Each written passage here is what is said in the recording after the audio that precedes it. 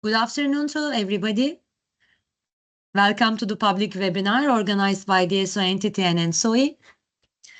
We are welcoming you today from a classic Brussels day, gray and a little bit rainy, but I hope that some of our participants are enjoying a nicer weather. Let me share our presentation.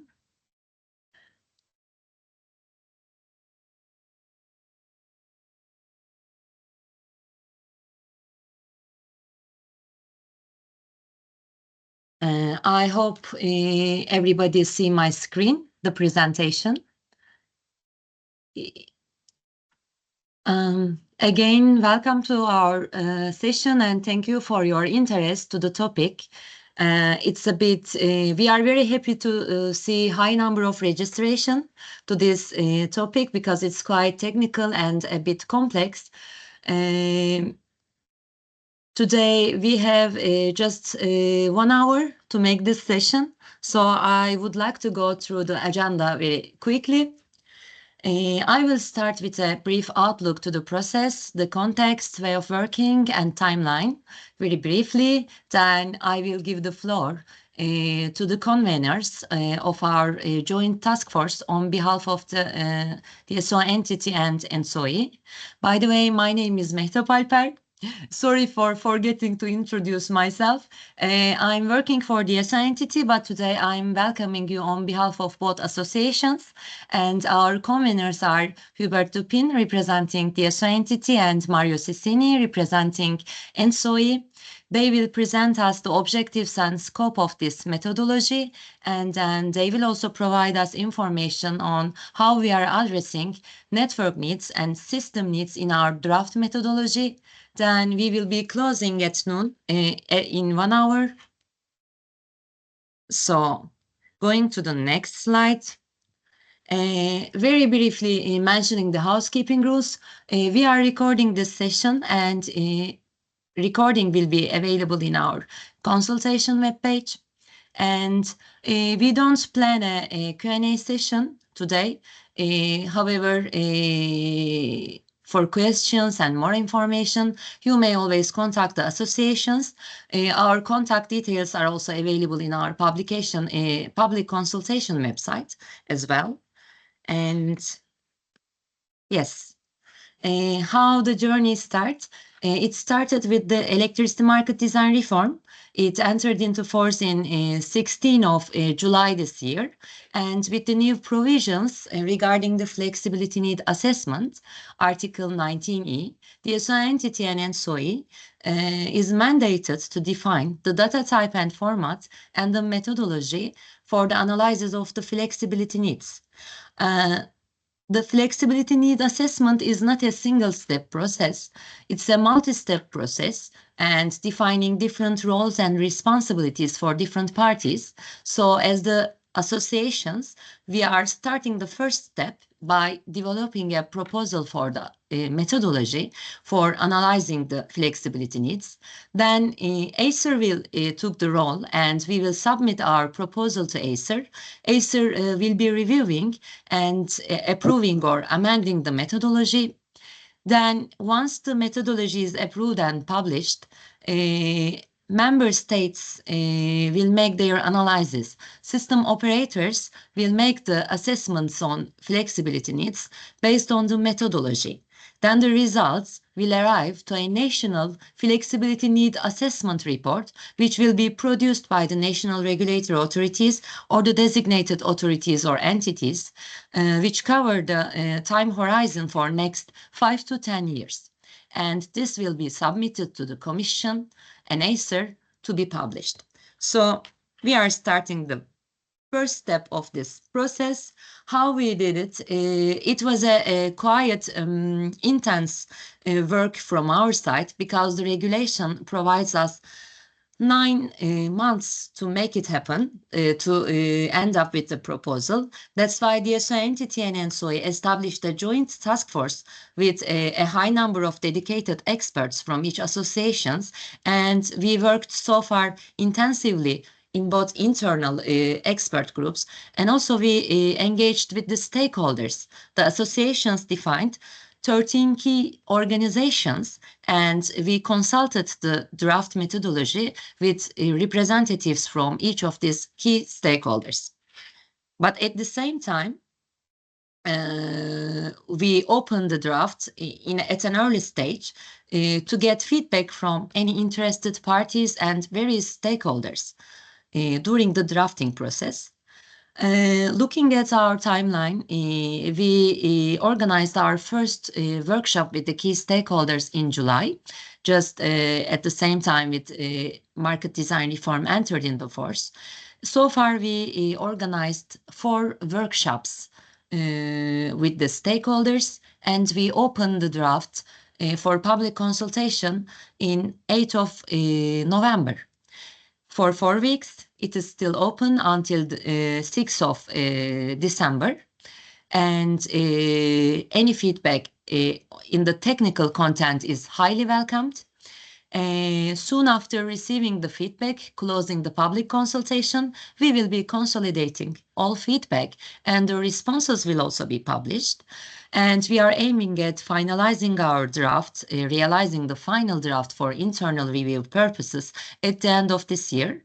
And also we are planning to organize a second public webinar in the middle of January 2025. More information will be available on this in our websites, public consultation website as well. And the end of the first step, as per the regulation mandates it, the proposal will be submitted to ACER in 16th of April 2025. Here I would like to stop my words. Thank you very much for listening, and I hope that you will enjoy the rest of the session. Here I will give the floor to the conveners of this methodology to present you the boundaries of the methodology and our general approach. Thanks, Mehtap, and thanks everyone for taking the time to attend this meeting. Just a few words again on the objective for today. You received and seen probably the draft methodology. It is not yet finished, is a work in progress, of course, and we also provided some explanatory notes together with it, because of course we wanted to provide some more contextual information on the reasons, on the choices that we made when drafting this first version of the methodology. And today the aim is really to provide also in Word a bit of these contextual elements to help a bit you in the reading of the text and in provision of relevant feedback and input to finalize then the methodology. So in this first part, let's talk a bit about the boundaries of this methodology, the perimeter and the approach that we have taken. First, of course, the definition of flexibility needs. What is a flexibility needs and when this occurs?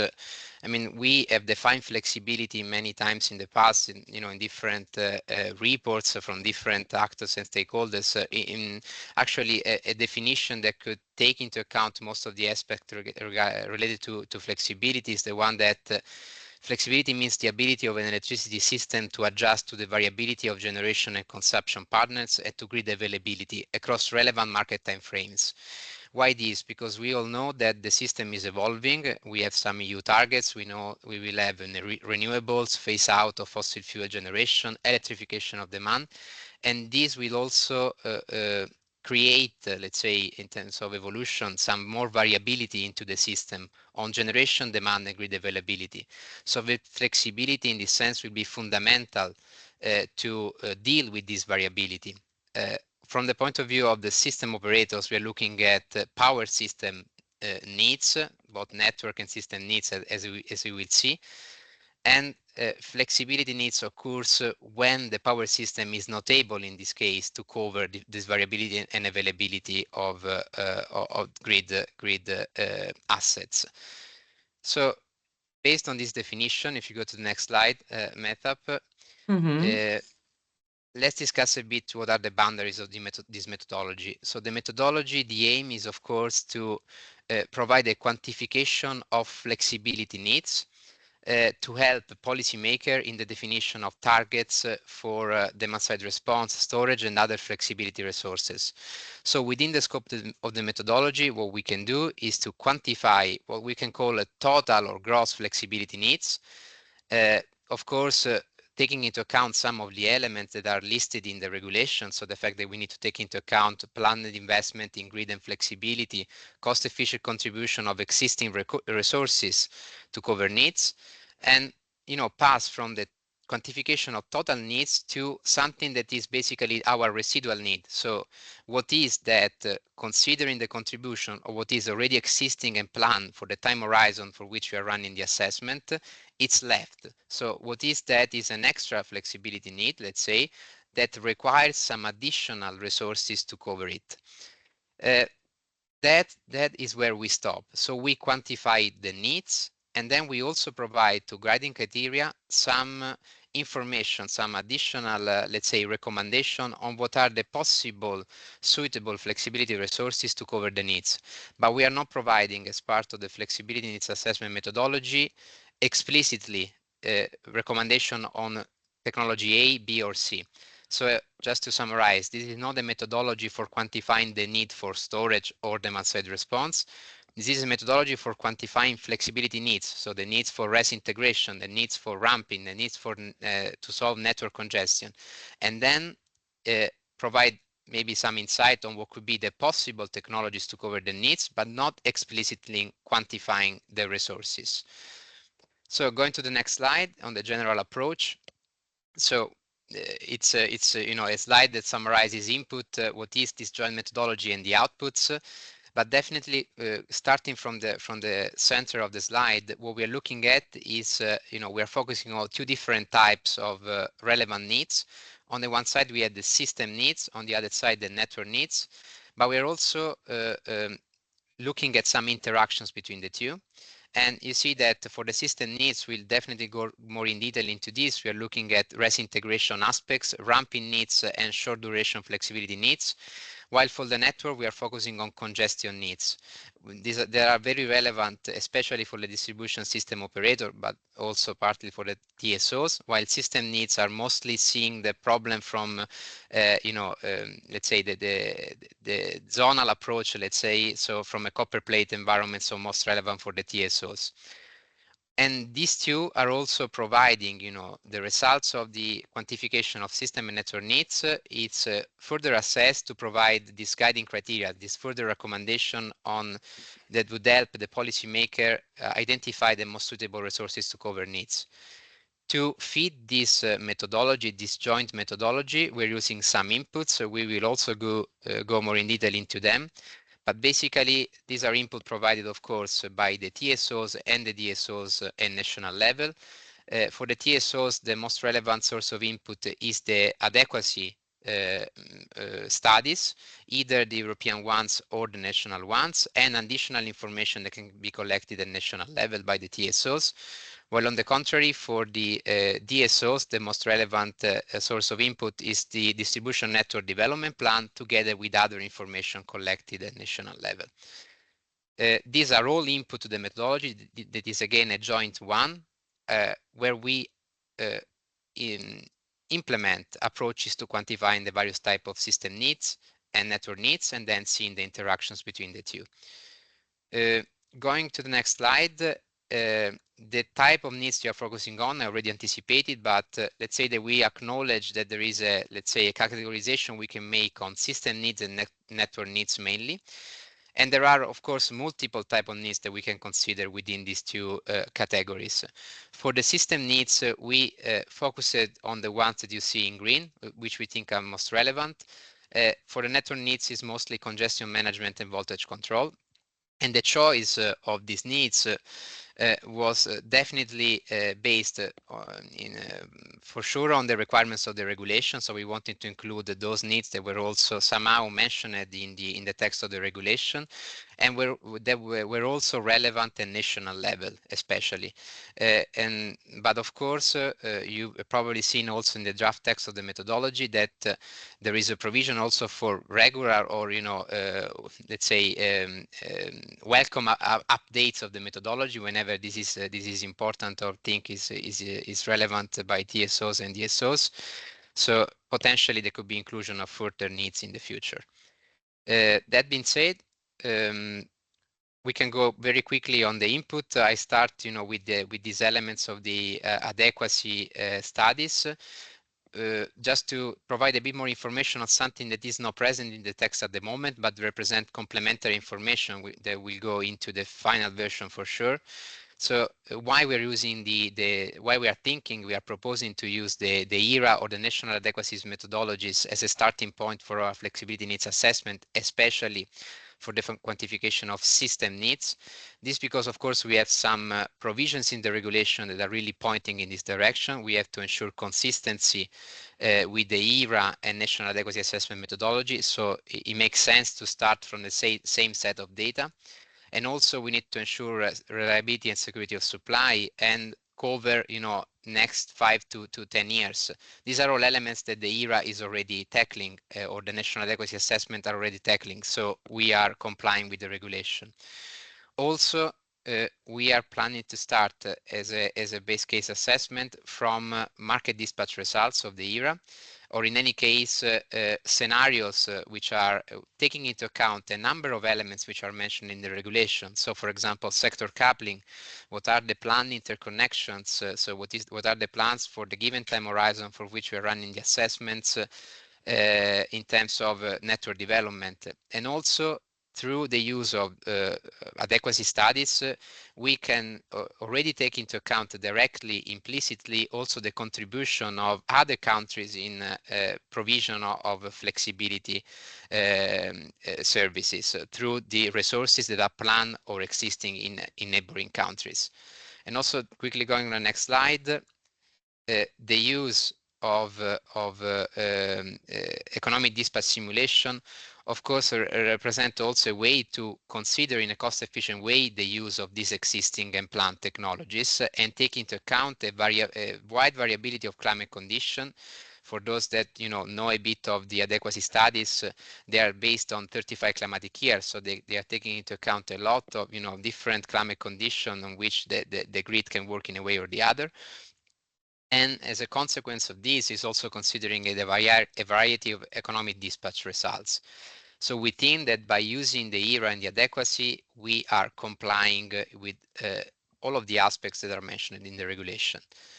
Then I leave the floor to Hubert for the use of the NDPs. Yes, hello everyone. It's also a pleasure to present the methodology to you. The methodology will, when it comes to DSO network needs, will really be based on the DSO network development plan, which is to be to enter into force in the coming years with, in particular, the network code demand response. It's really the starting point, and indeed it's a good starting point because the NDP is about to share a vision of needs of local services on a technology neutral basis. It has all the good properties to fulfill the scope and the intent of this methodology. That's why we really want to base it on it. DNDP contains particular information on future local market needs, local services in the medium and long term. So it has a proper time outlook on the 5 to 10 years. And also, yes, it's in terms of scenarios, what is important is that the DNDP is also coordinated with scenarios that TSO uses for its network development plan or for system assessments. So indeed, that's why we will start from DNDP. Maybe if Metap, you can go to the next slide. Mm-hmm. Okay. Again, the methodology requires to consider planned investments, achieve certain types of criteria, which is exactly what the NDP is about, how we will build our network to fulfill and matches this network outlook. And yeah, in terms of scenario, as I said, we are indeed ensuring when developing our network to make it consistent with whatever scenario there is, because we are basically making together with TSO the network and the system in a country. So yes, the DNDP will be the core basis of this methodology. Yeah, now maybe Mario, I hand it over to you. Thank you. So we start with the system needs. We want to provide some elements of the methodology for these needs. So this slide is summarizing a bit the type of needs and system need indicator that we are addressing as part of the methodology. So as you can see, we are focusing on REST integration needs and specifically to surplus generation, excess generation condition. We'll go a bit more in detail in a second into this. Ramping needs, so associated to residual load variation, where residual load is defined as the difference between the demand and the generation from renewable and typically mass run generation, so generation that has to stay online basically, independently on the type of source that is providing this generation. And short-term flexibility needs, on the contrary, is associated to prediction error. So to the fact that we have forecast error, from the day ahead to the real-time time frame that we have to manage to ensure, of course, correct operation of the system. When developing the approaches for the quantification of these three types of system needs, we started, from the definition of some guiding principle that you definitely see through the draft text also of the methodology. One element that was, of course, important was feasibility of the approach. We wanted to make sure that all the member states were able to implement this methodology. So definitely the general approach is that what we propose in the methodology is a base case assessment, is a base case methodology, but with the possibility for member states and national level to also extend the analysis beyond this base case and provide some through sensitivity some further analysis on some relevant aspects of flexibility needs, these and other flexibility needs. Then there are two aspects that are consistency and complementarity with adequacy assessment in particular. So this is a provision that is in the regulation, the consistency aspect with adequacy. So we, of course, wanted to ensure this through the methodology, but also complementarity with it, because, of course, we are talking of two different types of studies and associated needs. Adequacy is targeting, shortage of generation to then cover demand. In here, we are discussing flexibility, and we wanted, through this approach to ensure also complementarity. Applicability is more to be read in the form of we want metrics out of this assessment that are on the one hand, technology neutral. So we are providing quantification of needs, not quantification of resources, and also actionable, so usable by policymakers to take informed decision. And the last one, of course, is focus on the system needs that are relevant, and included in the regulation. While doing this, you will see also in the slides, we are focusing now on system needs, but we acknowledge that there are also network needs and there are interactions between the two. So the quantification of network needs can be used to also fine-tune our analysis on system needs. Now, going quickly through the three different type of system needs. First of all, something that I already anticipated, but for clarity, what is in and out of the scope of the FNA? What is in the scope is, of course, the quantification of the various type of system needs, network needs, and their interactions. Of course, these needs are quantified based also on external policy target, for example, the REST integration target. What is out of the scope of the FNA is basically whatever is the input. So we are not discussing basically as part of the FNA amendments to any other methodology or approach or study. This is taken as an input, in this case, the ERA or the National Adequacy Assessment. And then, of course, when going out, when we have the results about the needs, it's also out of the scope of the FNA, the work of the policymaker to then define and quantify flexibility resources target to be put into National Energy and Climate Plan, maybe for the use of also the introduction of support mechanisms. So for the first type of flexibility need, the REST integration, let's discuss very quickly why this is important. You can go to the next slide, Metap. Why this is important, why this has been included, and what we are talking about basically. So the problem that we face, that is clearly mentioned also in the EMDR, is that we have very pressing target for the integration of renewable generation.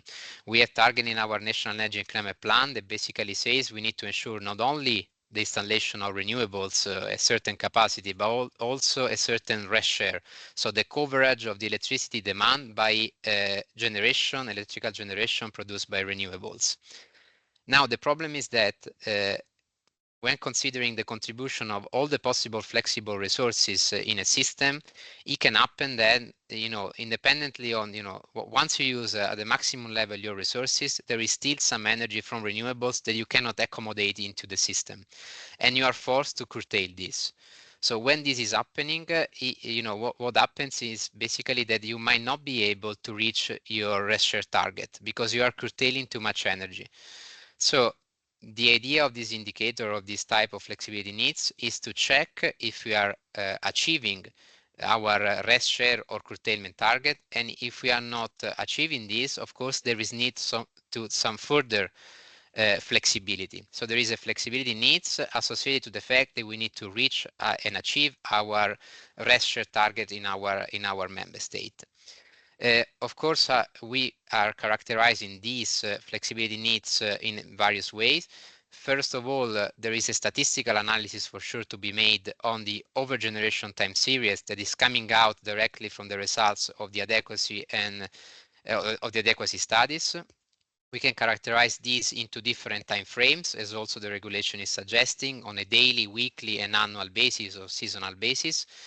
And then our idea is to introduce not only the statistical analysis, but also some variables representing dummy flex capacity that, if introduced into the system, would minimize either daily, weekly, or annual or seasonal needs, while at the same time meeting or achieving this rest integration target. So you can go to the next slide, but I mostly anticipated this aspect on this dummy storage. So first step is statistical analysis on the overgeneration. Second step is really the introduction of this variable, which is let's say a tangible and actionable value for the policymaker that basically says, look, if you introduce this extra capacity of technology neutral resource for the daily needs, the weekly needs, and the annual needs, then you are able to minimize these three types of flexibility needs, while at the same time meeting your rest integration target. We are providing this approach that is focusing on three different at the end optimization for these three types of flexibility needs, because we really need to maintain this element of technology neutrality.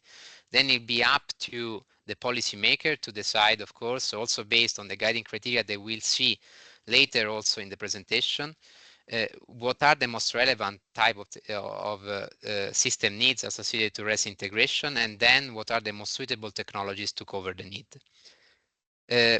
Then for the second type of flexibility need, the one associated to ramping, why is this relevant? So you might be aware that one of the key metrics that the system operators, the TSOs, are monitoring and looking at when operating the grid is the residual load, which represent basically the difference between demand and renewable generation and must run. So basically the part of the load that has to be covered with programmable generation. We are looking at this because, of course, we need to make sure that there is enough programmable generation and capability of this programmable generation to cover the variation of residual load between 1 hour and the other. So this specific system need is exactly focusing on this time frame, the hourly time frame, and checking, basically quantifying the variation of residual load between 1 hour and the other, and verifying that the generation units and the flexible units that should be covering this variation are actually capable of doing so by considering their technical limitations. You may know that these units, might be constrained by ramp up, ramp down limits, shut up and starting time, Pmin and Pmax limitations. These are all aspects that normally in the adequacy assessment are not taken into account. So the idea is to focus in here on these specific aspects and check if, by considering this limitation, the units are capable of meeting the ramps, and if not, it means that we have a need, and we express this in the form of a capacity gap, for which we can, of course, run statistical analysis based on the various climate years and the various grid conditions. And then the third one, it's instead focusing on prediction errors. The approach is very similar to the ramping, but in here, while the ramping is based on a perfect forecast condition on the day-ahead markets in the day-ahead time frame, in here we are really looking at what happens between day-ahead and real time. So normally in this time frame, TSOs, operators, they are doing forecast of rest generation and demand. And based on this forecast, they are, of course, checking if they need to adjust the generation partners or the consumption partners of their programmable resources to meet this variation. So in here, we are basically quantifying the prediction error, so this variability in the intraday time frame, and again checking if the residual resources after the day-ahead market dispatch are enough, considering technical limitations, to cover this extra variability. And if not, also in this case, we have an extra need, and this need has to be can be quantified through a capacity gap indicator. So these are the three types of needs. Just to conclude this part, I mentioned that we are basically starting as a base case approach from ERA and or national adequacy assessment results, basically through post-processing.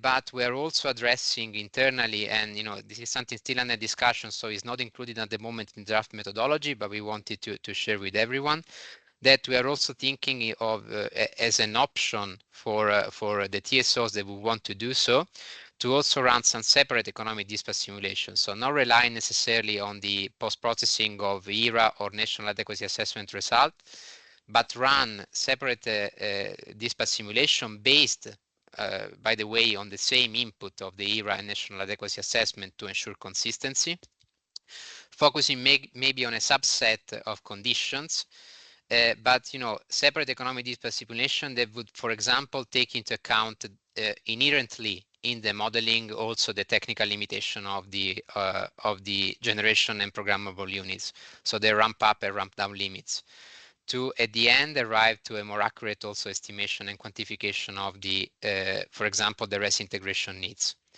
So with this, I stop and leave the floor to Hubert for the network needs. Yes, thank you all. So indeed, a good chunk of the methodology concerns the DSO flexibility network needs. And to draft this methodology, we had 3 concerns or challenges to face. As you know, whereas there are 1 or just a few TSOs per country, in some countries there is 1 TSO, one distribution system operator, such as Ireland or Greece, maybe. In some countries, there are 1 DSO that covers more than 80% of the energy delivered, like in France, in Italy, or in Portugal. But there are also countries like Germany or Austria, where you have hundreds of DSOs. And definitely we need a methodology that flies where there is 1 or just a few DSOs, or where there are hundreds DSOs. Another concern is that when it comes to voltage level of operations, in countries like France and Italy, the voltage level of DSOs stops at medium voltage, which is radial networks. And in most of the countries in Europe, DSOs operate high voltage, which is a mesh network. So the methodology to define those needs, or the methods to define those needs, vary a lot. And the third concern is, as we said, the third challenge was to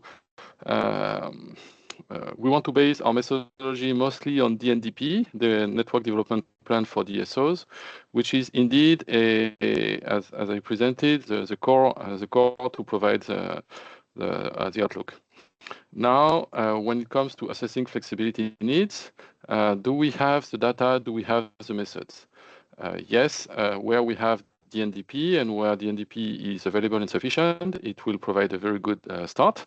Further, many needs are already published under DNDP and local services, but yet it may not be sufficient, so the method has to provide for some supplements.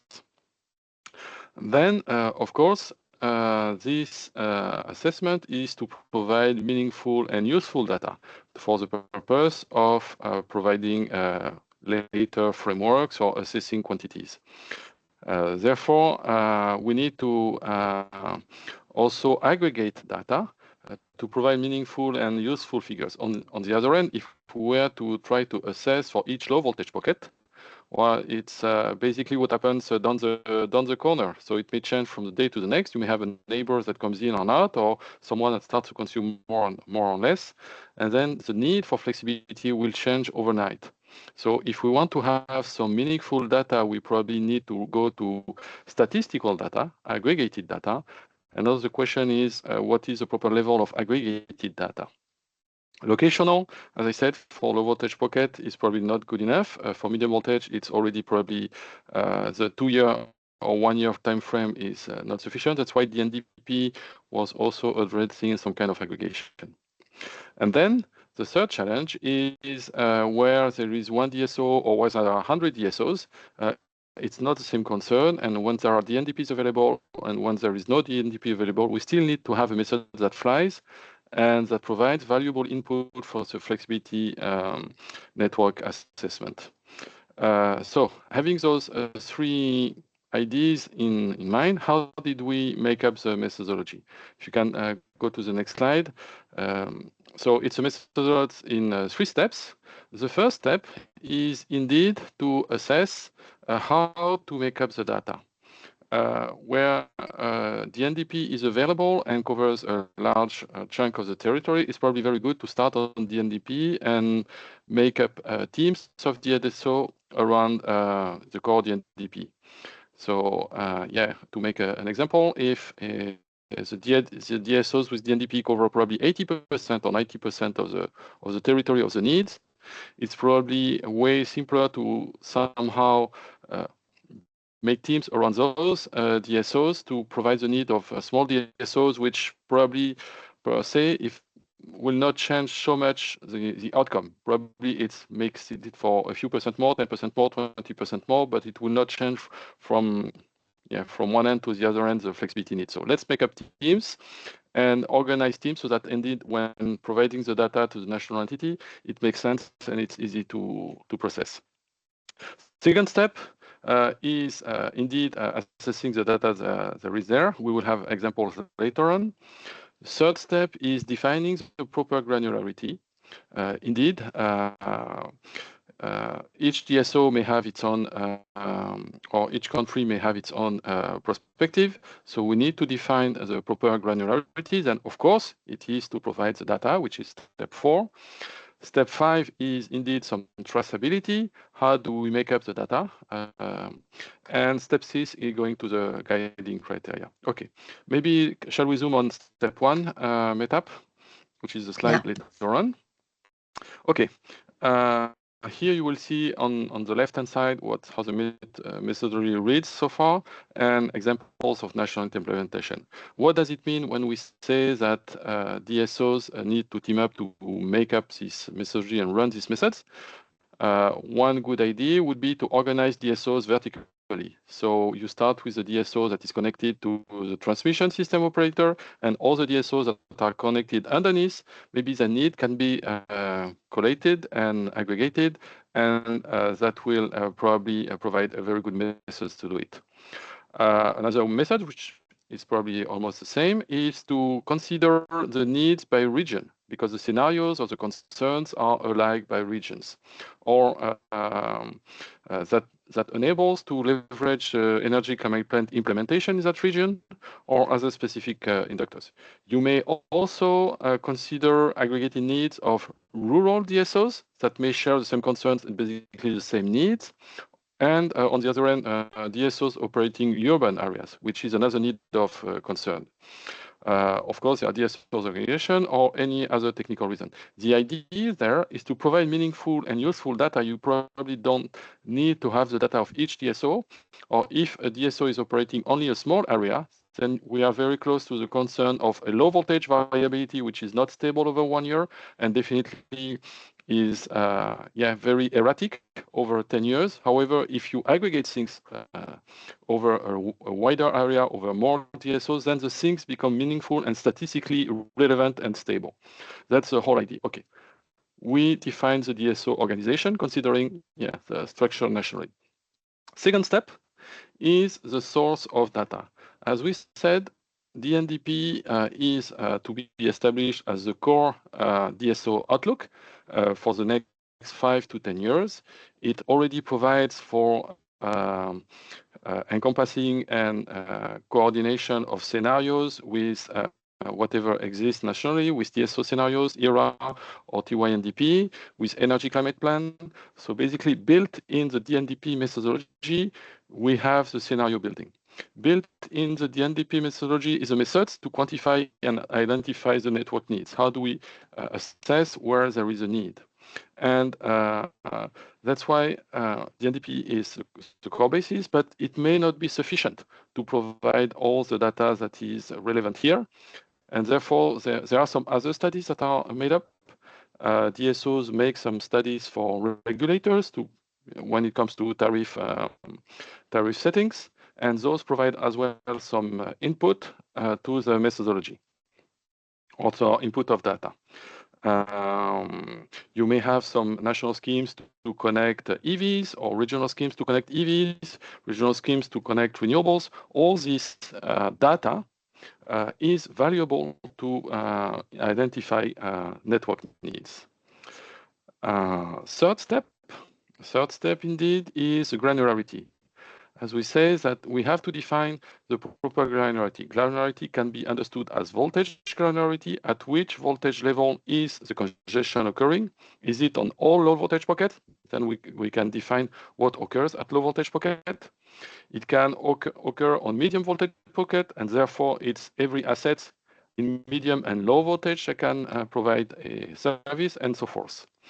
The spatial granularity, indeed, the broadest we can think of is a bidding area or the member state area, but there could be some refinement because it's when it comes to network needs, the need is where the need occurs. It's not a copper plate need where anywhere in the territory it is useful, it is where the congestion occurs. So how we can assess the spatial granularity needs to be defined. And of course, the temporal granularity needs to be adjusted. We will, as DSO, make up our DNDP every other year. It will not have the exact same timestamp as a date as a TSO or nationwide. And therefore, we need to adjust the granularity to match for example, the years of ERA, the specific years of ERA of TSO assessments. And that's why the temporal granularity has to be defined as well, considering the methods, considering the data, considering the structure of DSOs. Step 4 is about providing the data. So in the methodology, we also provided for mandatory data, which will always be provided, and some complementary data, which will be provided depending on the availability on data, or whether it's relevant or statistically significant or stable, enough stable. We have data on capacity, data on energy, and data on continuous duration of network need. And indeed, you can see here the type of data we will provide, and the likely implementation is probably, we will probably give it by time horizon, what occurs in summer, in weekends, on weekdays, in winter, and so forth. What occurs in 2 years from now, what occurs in 5 years from now, and so forth, so that it will give sufficient data for the national assessments, and also for TSOs to adjust system needs if it is relevant. If the activation is the same direction, probably network congestion does not help so much, because if TSO has, say, to curtail 5 gigawatt nationally for system needs, and if there is 3 gigawatt of congestion at the same time on DSO level, then it's 5 gigawatt nationally, including 3 for congestion. So that just needs to be 2 additional more. So network needs will have no influence on system needs if they go in the same direction. So that's where the data also is useful for or not for DSO. If we go on step 5 is indeed, yes, or step 4, yes, the next one, yeah, we allow for having different types of needs, but step 5 is indeed provision of supporting material. When we will provide material, we need to define clearly what is the source of data in the studies. If DNDP is sufficient, it will be DNDP and the reference of DNDP. If we need to incorporate other studies, we will have the reference of the studies. The scenarios as well. We need to define what kind of scenarios we are referring to. The methods. Most likely the methods will refer to the methods of DNDP, but there could be also some additional methods to identify other flexibility needs. And likewise, if we have to make up data or assumptions where the DNDP data is not sufficient, then we will clearly have to make up this data and hypothesis. And also, of course, whereas we commit to provide as much quantitative data as possible, in some instances, the quantitative data is not possible or stable enough or representative enough, and then we will probably give some circumstances. It could be very useful and just as simple as, yes, it's when the sun is shining, when we have high PV production, that's when our congestion occurs. That already provides a lot of information, but of course, if we can provide more information, we will. And in fact, whenever we will have choices, we will explain the relevance of those choices. Yes, and having said that, I think I will hand presentation to Mario. Yeah, we move to the final part of the presentation, which is elements of guiding criteria. So you probably notice in the draft text, there's no text for this article on guiding criteria, Article 14, because we are working hardly on this, to finalize this part, within the task force, the internal group. But we wanted to provide some elements, at least on the approach that we want to take for it, also to allow, your feedback and your input. So on these exactly, what we think are these guiding criteria. So there's of course a provision for guiding criteria being part of the methodology in the EMDR, but the idea of this guiding criteria, the purpose is to basically further characterize the flexibility needs that are resulting from the implementation of the assessment, what we just described for the system and network needs, and basically provide some additional information on the possible and suitable technologies, the capabilities of flexible resources that can cover the various type of flexibility needs, while assuring the implementation of technological neutrality aspects. So we want to be technology neutral, but we want to provide further information on the possible technologies that can cover need.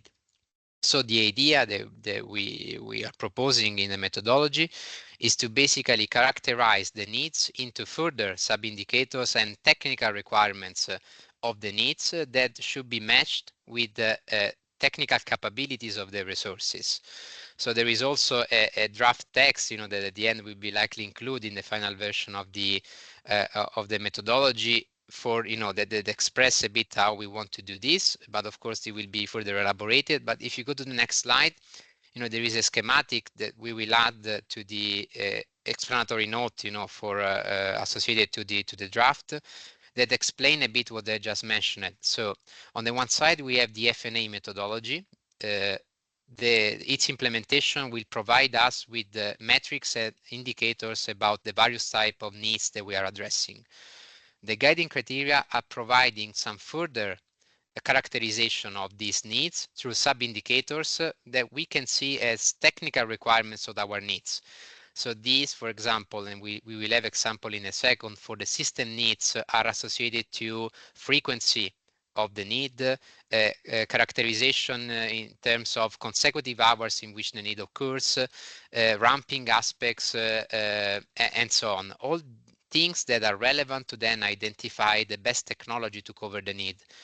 Why this? Because of course, outside the scope of the FNA, and let's say in the opposite direction, you can of course rely on existing or new analysis on technologies and identify what are the various capabilities that technologies for flexibility can provide, and see, you know, in the middle, what technologies basically match the technical requirements of the needs.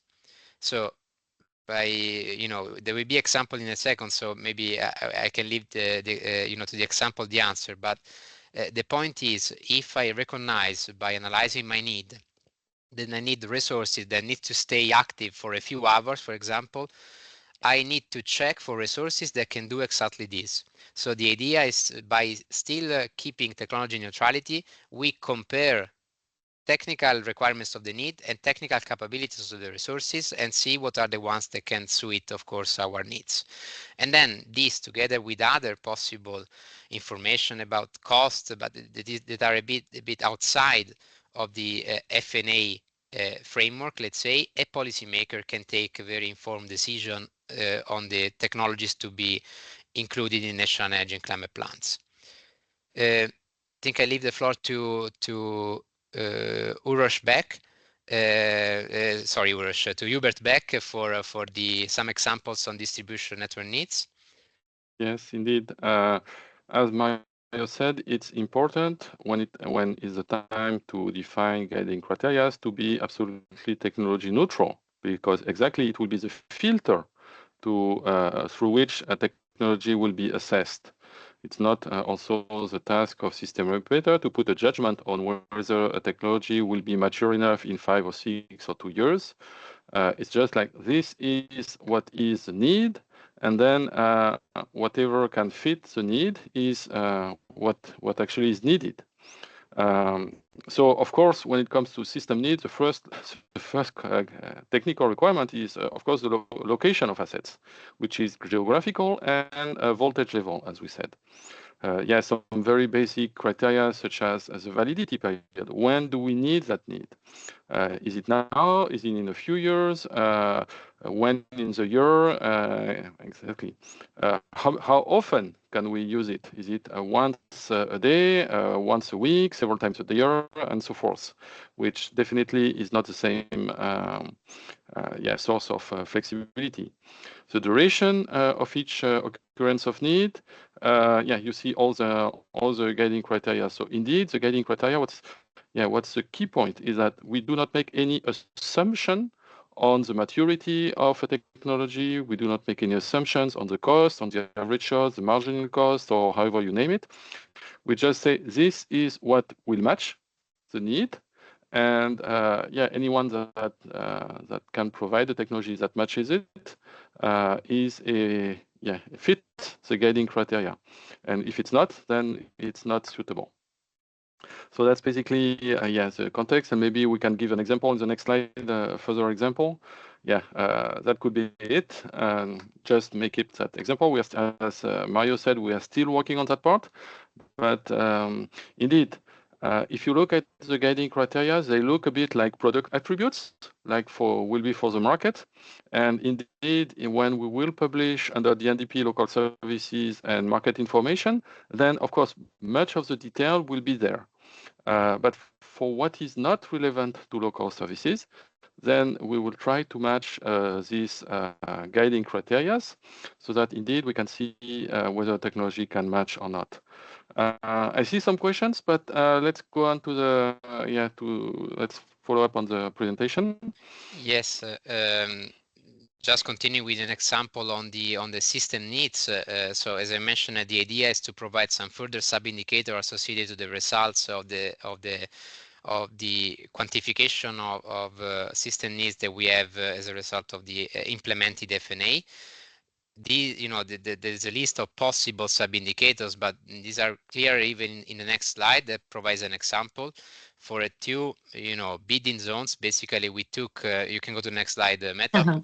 Yeah, Yes, this one. So zone A and zone B, there is the time series of rest generation curtailment, and you see that, you know, in these two different member states, we have very different patterns. And we try to extract some sub-indicators with respect to the rest generation curtailment that you see in the table. So for example, the number of days in which we experience rest generation curtailment, the interval between two events, the duration that is very important of the event in terms of hours. So how many consecutive hours we see and observe rest curtailment.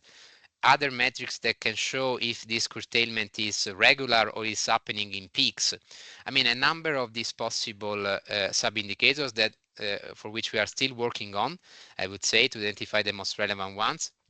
But by calculating these sub-indicators using, of course, the results of the implemented FNA for the various bidding zones, we see that we can easily derive some specific recommendation on the possible requirements that we have in country A and country B. So, for example, in zone A, in country A, you can easily see that the use of daily flexibility resources make sense in general terms. Because of course you see that we have very regular partners across the year. So whatever technology is used on a daily basis will be used a lot across the year. On the contrary, in the second case, in zone B, we see that curtailment is occurring mostly only, you know, during the summer and mid seasons. So in this case, it's likely the technology that you know, is introduced for use on a daily basis won't pay off because it will be used less. So these are just examples, okay, of considerations that we are now developing. We are really working at the moment in identifying what are the best as most relevant technical requirements of the needs that could be then, you know, well represent you know, you know, what is that we really observe when we want to cover a certain need, so that we can match them with the technical requirements of the resources. And with this, I think we close, you know, the description. We go directly to the final slide on the closing remarks. Just for reminding everyone online, we are not taking a Q&A session today. This was really meant for, you know, providing additional information, contextual information on the draft methodology to facilitate, let's say, your work in providing input and feedback. But as anticipated by Metap at the very beginning, if you have further, you know, requests or things, you know, there's a couple of emails you can refer to for further questions. Yes, please, Metap, for Mario, the closing thank you very remarks. much for this clarification. I also saw some hands raised, and unfortunately, we are not providing the Q&A. However, they can always reach out us in the public consultation websites. We have contact details from DSO entity and ENTSO-E, so we will be replying in a written format to the questions. Public consultation is open until 6th of December, so we are still in the drafting process. Process is ongoing. Thank you very much to the conveners of this work for both being on time and also for the very useful and comprehensive slides.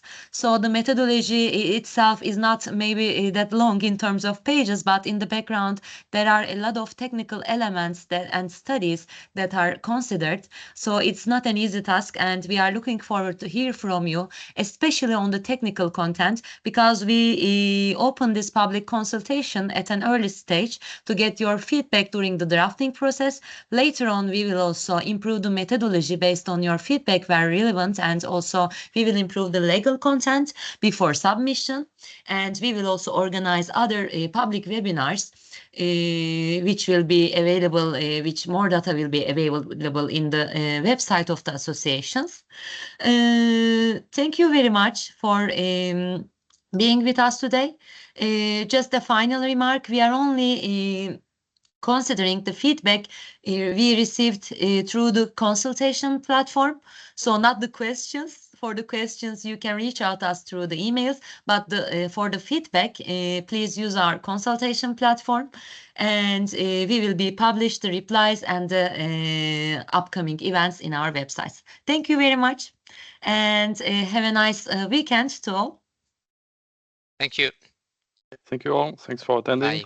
Looking forward to having your input. Bye-bye. Bye-bye.